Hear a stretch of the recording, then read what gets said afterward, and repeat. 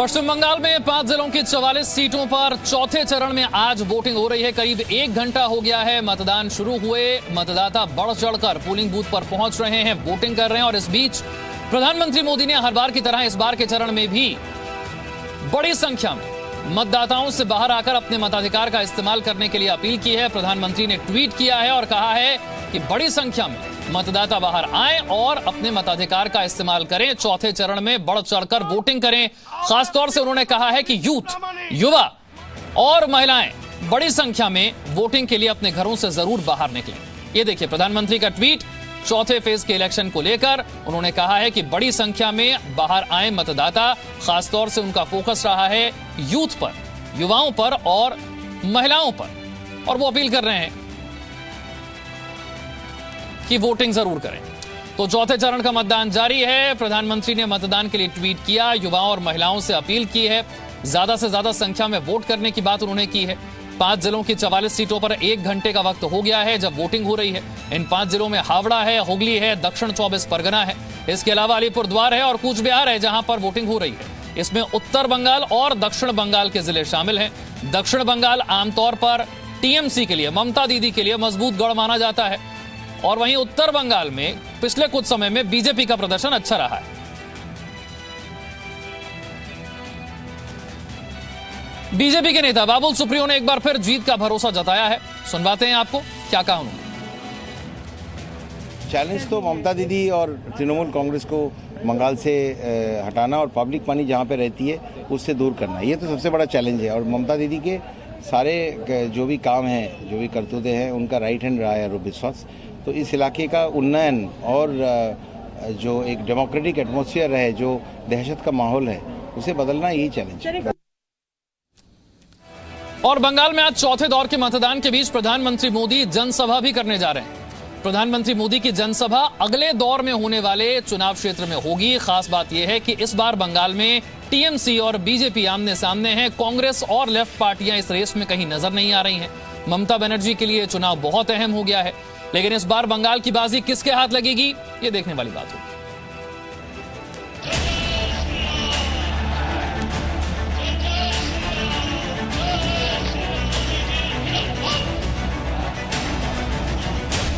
मैं आपको बंगाल के विकास को लात नहीं मारने दूंगा।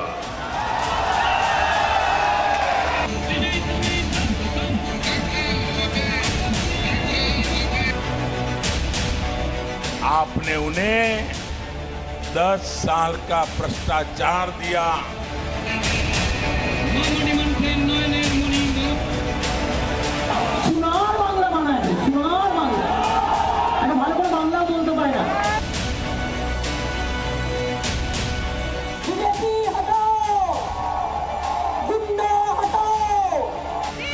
ये 2021 का पश्चिम बंगाल है।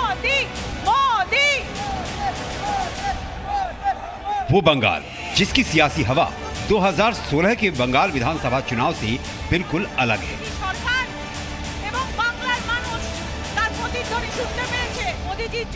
यही वजह है कि महज 5 साल में बंगाल की लड़ाई सिर्फ और सिर्फ बीजेपी और तृणमूल कांग्रेस के बीच है। आज पश्चिम बंगाल में चौथे दौर का मतदान है और 5वें दौर के चुनाव प्रचार के लिए प्रधानमंत्री नरेंद्र मोदी एक बार फिर बंगाल में होंगे।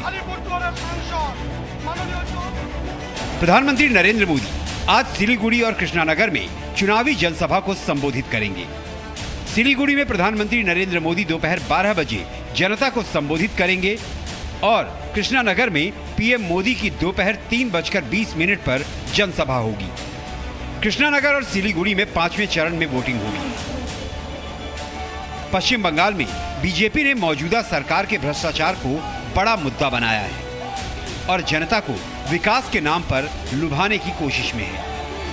पीएम मोदी अपनी रैलियों में कई बार ममता सरकार में भ्रष्टाचार का जिक्र कर चुके हैं। यानी बीजेपी का पूरा जोर ममता बनर्जी के 10 साल के शासनकाल के हिसाब किताब पर है। प्रधानमंत्री समेत बीजेपी के कई बड़े नेताओं ने पश्चिम बंगाल की मुख्यमंत्री ममता बनर्जी से 10 साल का लेखा जोखा मांगा है। बंगाल के लोगों ने आपको 10 साल सेवा का अवसर दिया था, लेकिन आपने उन्हें लूट मार से भरे 10 साल दिए।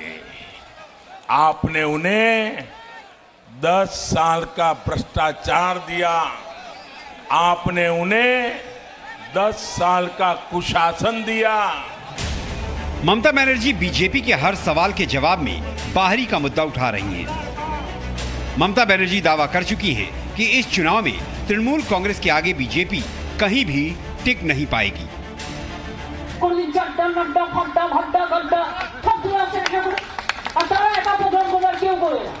ममता बनर्जी के हर वार का जवाब बीजेपी विकास के वादे से देती है। पीएम मोदी यहां तक कह चुके हैं कि बीजेपी सीजनल श्रद्धा वाली पार्टी नहीं है।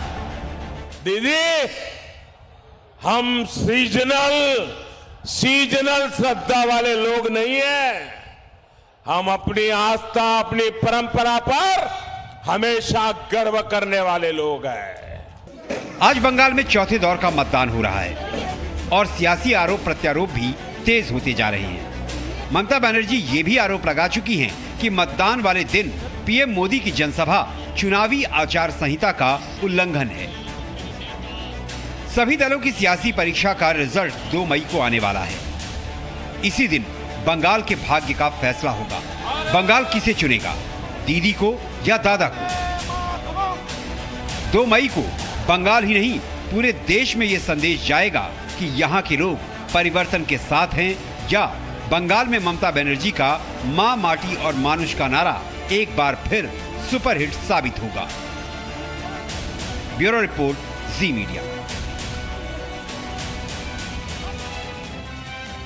तो बंगाल विधानसभा चुनाव पर चर्चा करने के लिए 2 खास मेहमान, वरिष्ठ पत्रकार शंभुनाथ शुक्ला और रास बिहारी जी मेरे साथ है। लेकिन उससे पहले रुक कर लेते हैं कूच बिहार का, जहां से मेरे सहयोगी रवि त्रिपाठी है मेरे साथ, और उनसे जानते हैं 8 बज चुका है, 1 घंटे से ज्यादा का वक्त हो चुका है। मतदाताओं में किस तरह का उत्साह नजर आ रहा है रवि? जी विशाल, मैं आपको तस्वीर दिखाना चाहूंगा, लेकिन उससे पहले एक बात बताना चाहूंगा। हम कूच बिहार के दिनहाटा विधानसभा सीट पर हैं। ये दिनहाटा विधानसभा सीट वो है जहां से निश्चित प्रमाणिक जो सांसद हैं उनको जो चुनाव लड़ाया जा रहा है, यहीं से वो चुनाव लड़ रहे हैं और यहीं बगल में उनका घर है। थोड़ी देर में मतदान करेंगे। ये पोलिंग बूथ है और ये लाइन देखिए, ये लाइन आपको दिखाना चाहेंगे, जो लंबी लाइन महिलाओं की है सुबह 8 बजे दूर तक, जहां तक आपको हमारा कैमरा आपको तस्वीर दिखा रहा होगा, वहां तक महिलाएं हैं, बुजुर्ग महिलाएं, नौजवान महिलाएं, बच्चे, नौजवान, और दूसरी लाइन देखिए, पुरुषों की लाइन भी यहाँ लंबी है। ऐसा नहीं है कि खाली महिलाएं, पुरुषों भी उसी लाइन में हैं और लोग मतदान देने के लिए आए। सब मास्क पहन के अभी आए। कोशिश, जो कोविड का गाइडलाइंस है, कोविड का दौर है, तो मास्क भी पहन के सब आए हुए हैं और वोटिंग करना है सबसे पहले निकलकर, ये सबके मन में है। ये देखते जाइए, लाइन में सब एक साथ लाइन में है। क्या आप लोग सुबह सुबह सबसे पहले वोट करना है ये करके आए हैं? सबसे पहले वोट करना है? क्या वोट करना सोच के आए सबसे पहले? है? क्या वोट करने आए हैं सबसे पहले? है। और क्या कैसी सरकार चाहिए, दीदी या मोदी? कह रहे देखिए, बेसिकली लाइन में हाथ बंगाली वाली प्रॉब्लम है। बंगला समझते हैं लोग, हिंदी नहीं समझते हैं। आप लोग क्या नाश्ता करके आए हैं, पहले वोट डालने आए हैं? नाश्ता करे हैं। नाश्ता नहीं किया अभी? नाश्ता नहीं किया अभी?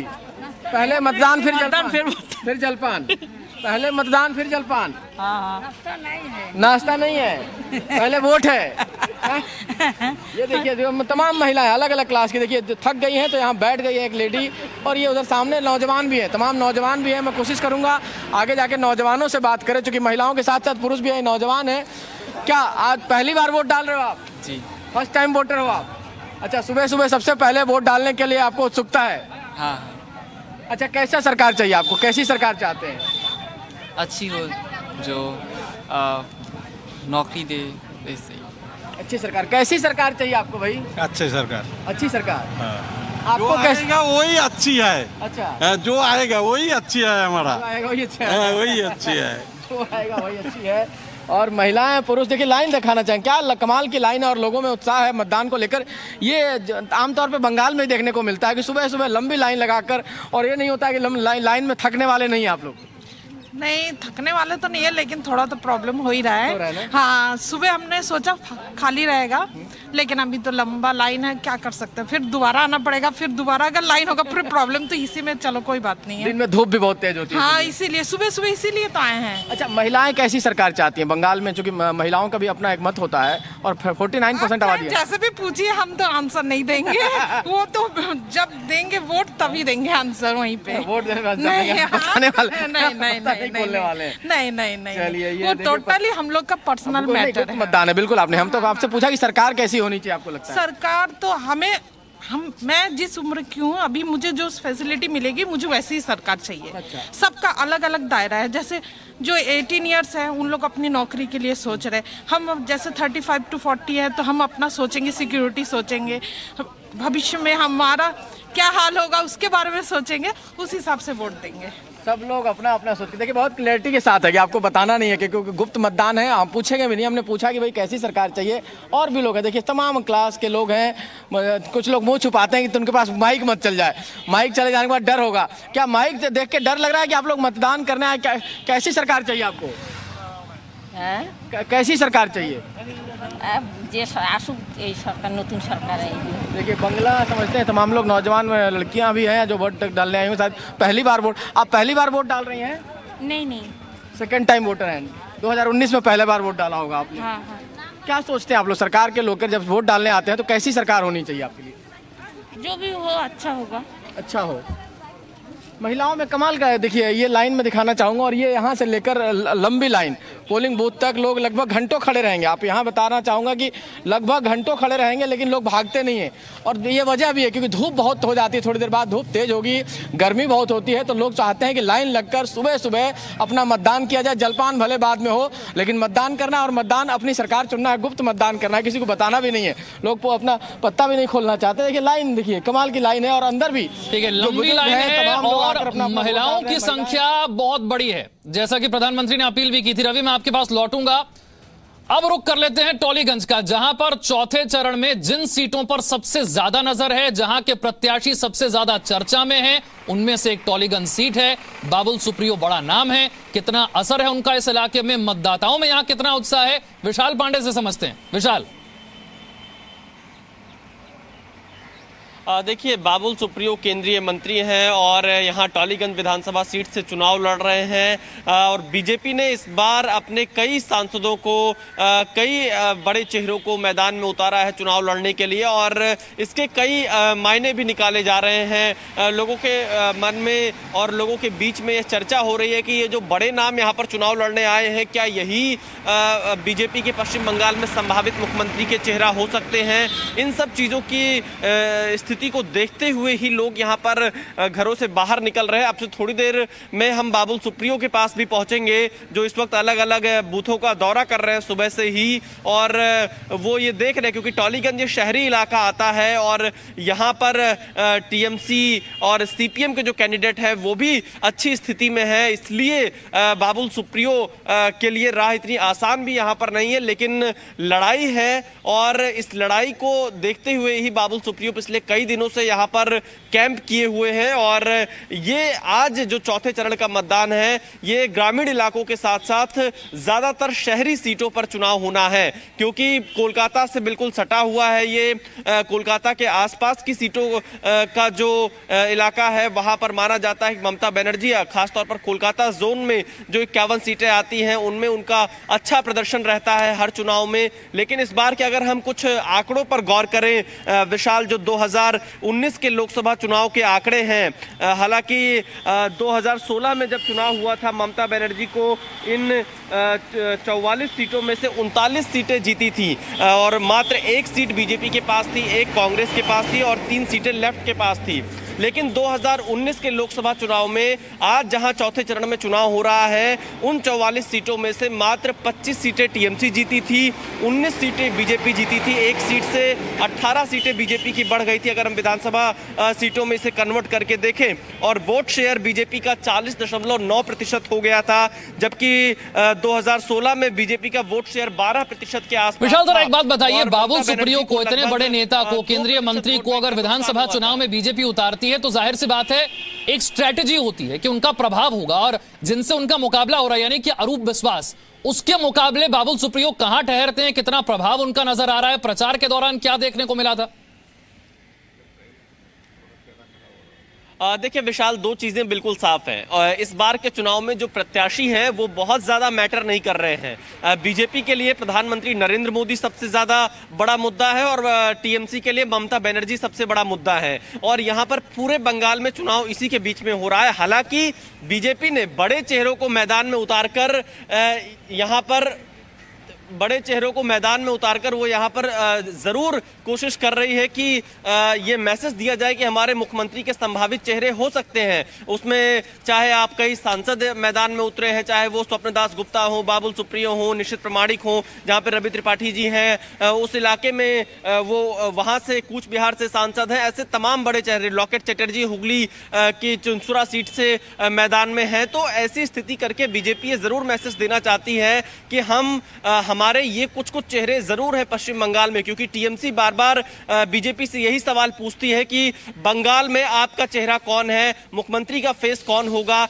और बीजेपी इसका सीधा जवाब तो नहीं देती है। कहती है जो भी विधायक चुनकर आएंगे वो अपना यहाँ पर मुख्यमंत्री का चेहरा चुनेंगे। तो ऐसी स्थिति में ये जो बड़े चेहरे लड़ रहे हैं इनके ऊपर बहुत ज्यादा दारोमदार है। और बाबुल सुप्रियो की जब हमने कैंपेनिंग देखी, अरूप विश्वास की कैंपेनिंग देखी, तो यहाँ पर मुकाबला ठीक ठाक हो रहा है। ये कहना अभी मुश्किल होगा जब तक अभी यहाँ पर वोटों का रुझान ना समझ में आ जाए। सुबह से मतदाता आपसे निकलना ठीक है विशाल, मैं आपके पास लौटूंगा, आपसे समझूंगा कि मतदाताओं में यहाँ कितना उत्साह है। बाबुल सुप्रियो अब क्या कह रहे हैं, लेकिन शंभुनाथ शुक्ला जी मेरे साथ है, जरा उनसे समझते हैं।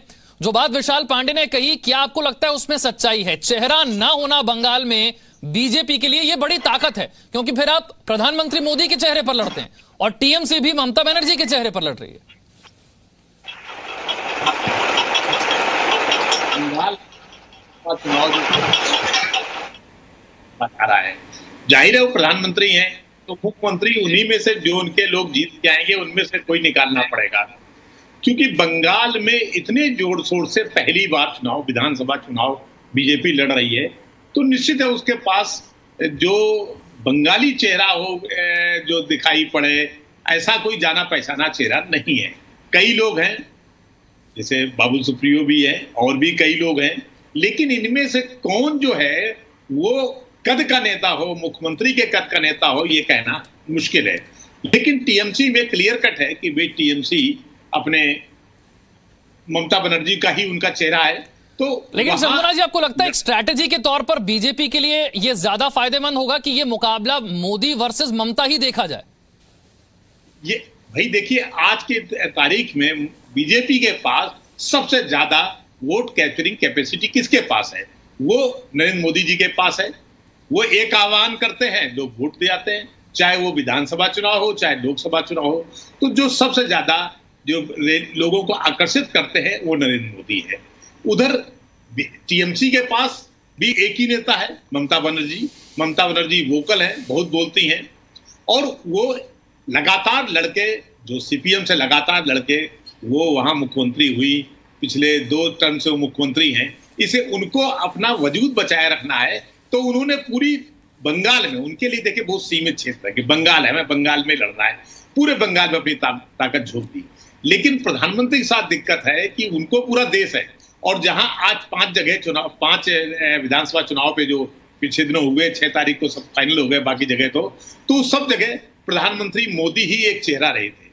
तो मोदी जी, बीजेपी जो है मोदी के चेहरे को लेकर के पूरा कैश कराने के मूड में है कि मोदी इस समय सबसे ज्यादा भीड़ खींचते हैं, मोदी सबसे ज्यादा आकर्षक वोटरों को लुभाते हैं, इसे मोदी का चेहरा है। अब उन्हीं में से जो लोग जीत के आएंगे विधानसभा में, जाहिर है बीजेपी उन्हीं में से किसी को चुनेगी, क्योंकि टीएमसी के पास तो चेहरा है, उसको चुनने की जरूरत नहीं है। वहां एक चेहरा ममता बनर्जी ऑलरेडी है, लेकिन बीजेपी को उनमें से ही चुनना पड़ेगा जो वहां से जीत कर आएंगे। और देखिए, अभी मैं 2-3 दिनों से लगातार कई अखबारों की रिपोर्टिंग जो बंगाल के उनमें देख रहा था, उनमें ज्यादातर लोगों ने कहा चूंकि विकास नहीं हुआ है।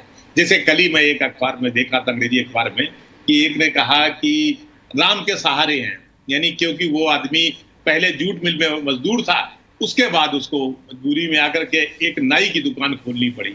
तो उसने कहा जूट मिले बंद हो गई है, नाई की दुकान खुले हुए इसीलिए। तो पूछा गया क्या आपको लोग लगता नहीं है कि जैसे राम के सहारे आप कर रहे हैं, लेकिन राम का नाम लेकर तो बाहरी लोग आ रहे हैं। उनका नहीं, बाहरी कोई मुद्दा नहीं है, सब जो बंगाल में रह रहा बंगाली है। बहुत अच्छी बात आपने शंभुनाथ शुक्ला जी की। मैं आऊंगा, आपका समय थोड़ा सा कम है, रास बिहारी जी से समझता हूं, क्या ममता बनर्जी के पास बीजेपी की तोड़ के लिए एक मुद्दा बाहरी इसे छोड़कर कुछ भी नहीं है? क्योंकि बीजेपी बहुत सारे मुद्दे उठा रही है, विकास है, टीएमसी का भ्रष्टाचार, सिंडिकेट राज, कट मनी, इतने सारे मुद्दे, लेकिन टीएमसी के पास सिर्फ बाहरी, इसके अलावा कुछ नहीं। सबसे बड़ी बात है कि बाहरी मुद्दा बन भी नहीं पा रहा है। और जैसे कि आप टालीगंज की बात कर रहे थे कि टालीगंज से बाबुल सुप्रियो मैदान में है, पहले यह भी चर्चा थी कि ममता बनर्जी नंदीग्राम के साथ साथ टालीगंज से भी चुनाव लड़ सकती हैं। इस कारण वहां पर अचानक बाबुल सुप्रियो को उतारा गया था। और दूसरी, जैसा कि शुक्ला जी बात कर रहे थे कि प्रधानमंत्री नरेंद्र मोदी ही चेहरा है, बंगाल में कोई चेहरा नहीं है। देखिए, ऐसा नहीं है कि 2014 में जब विधानसभा चुनाव हुए थे, लोकसभा चुनाव के बाद में, तो कई राज्यों में जहां बीजेपी सरकार में आने वाली थी या चुनाव लड़ रही थी, वहां पर कोई चेहरे घोषित नहीं किए गए थे। लेकिन जैसे हम हरियाणा की बात करें, 2019 में जो विधानसभा चुनाव हुआ था, मुख्यमंत्री मनोहर खट्टर वहां पर थे, उनका चेहरा भी था। लेकिन जहां भी चुनाव हुए हैं, चाहे वहां पर बीजेपी के पास में कोई राज्य में चेहरा हो या ना हो, प्रधानमंत्री बड़ा चेहरा रहे हैं। और निश्चित तौर पे पश्चिम बंगाल में भी प्रधानमंत्री बड़ा चेहरा है उनके। उसके बाद में गृह मंत्री अमित शाह वहां चेहरा है। उसके बाद में जो पूरा चुनाव का जो प्रक्रिया है, चुनाव की जो रणनीति है, वो भाजपा महासचिव कैलाश विजयवर्गीय संभाल रहे हैं। तो ये इन तीन नेताओं पर पूरा चुनाव वहां पर टिका हुआ है। और जैसे शुक्ला जी कह रहे थे कि जो लोग जीत के आएंगे बीजेपी के, उनमें से ही कोई मुख्यमंत्री बन सकता है, लेकिन ऐसा भी नहीं है। ये ठीक है, बीजेपी को अगर पूर्ण बहुमत मिलता भी है, तो ये जरूरी नहीं है कि जो चुने हुए विधायक हैं उनमें से ही कोई मुख्यमंत्री बने। क्योंकि मुख्यमंत्री ऐसा भी हो सकता है कि कोई मुख्यमंत्री बाहर से बने, मतलब बंगाल का ही, आप बंगाल ठीक, आपने बिल्कुल ठीक बात कही। लेकिन फिलहाल बीजेपी के लिए फायदेमंद यही है कि मुकाबला मोदी वर्सेस ममता ही देखा जाए। तो चौथे चरण की वोटिंग हो रही है, 5 जिले इसमें हैं, 44 सीटें इसमें हैं, 373 उम्मीदवार मैदान में हैं। सुबह 7 बजे से वोटिंग शुरू हो चुकी है, करीब 1.5 घंटे का वक्त हो गया है। बड़ी संख्या में मतदाता बाहर आकर वोटिंग कर रहे हैं और वोटिंग की हर तस्वीर, हर खबर लगातार आप तक पहुंचा रहे हैं।